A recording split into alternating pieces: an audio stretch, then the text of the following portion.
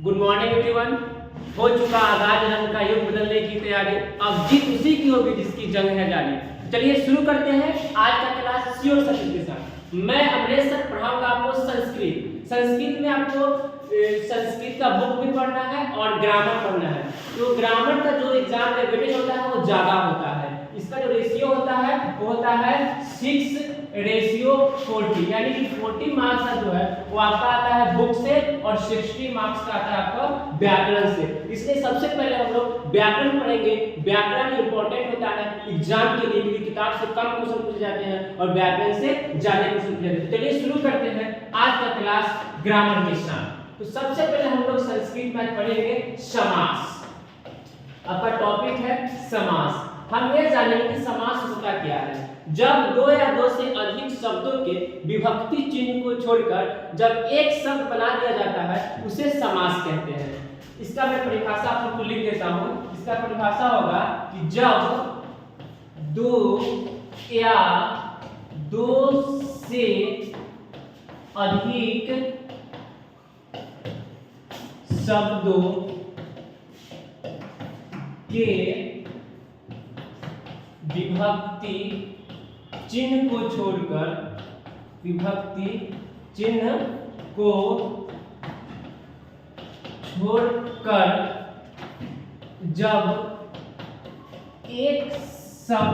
जब एक पद बना दिया जाए उसे समास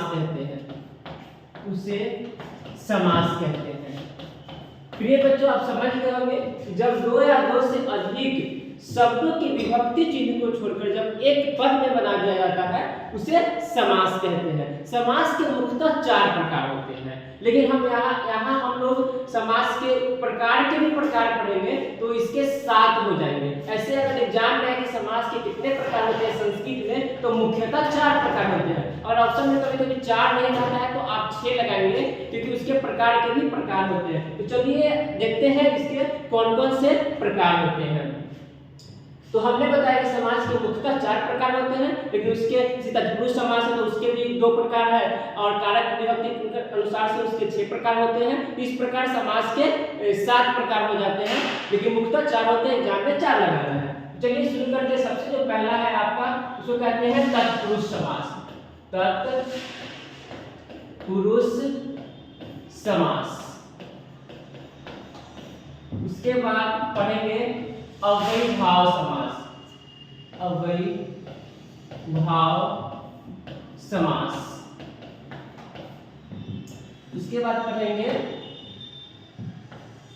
कर्म धारय समास।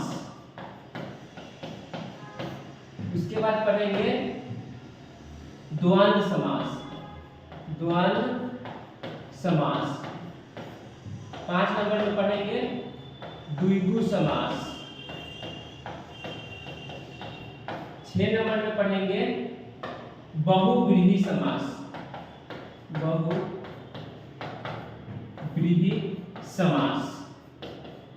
और एक होता है जिसको हम लोग स्टार्ट देके लिखेंगे नया समास। ये भी एग्जाम में पूछे जाते हैं, नया समास। हालांकि तत्पुरुष समास के एक प्रकार होता है, बाद में होता है नया समास। तो ये समास के लगभग हम लोग 7 यहाँ पे समास देख रहे हैं, लेकिन मुख्यतः जो प्रकार आपका होता है वो होता है तत्पुरुष समास, अव्ययीभाव समास, द्वंद्व समास।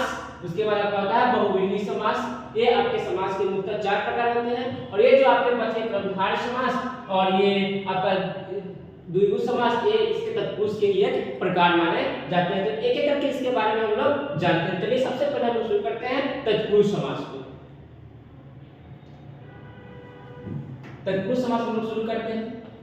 1 नंबर में तत्पुरुष समास। सभी लोग लिखेंगे तत्पुरुष समास। अब जानेंगे तत्पुरुष समास का इसका परिभाषा क्या होता है। तत्पुरुष समास, इसका सबसे पहले परिभाषा हम लोग जानेंगे। तो इसका परिभाषा होता है कि वह समास जिसका अंतिम पद प्रधान, यानी कि बाद वाला पद प्रधान हो, उसे तत्पुरुष समास कहते हैं। इसका डेफिनेशन हम लिखेंगे कि वह समास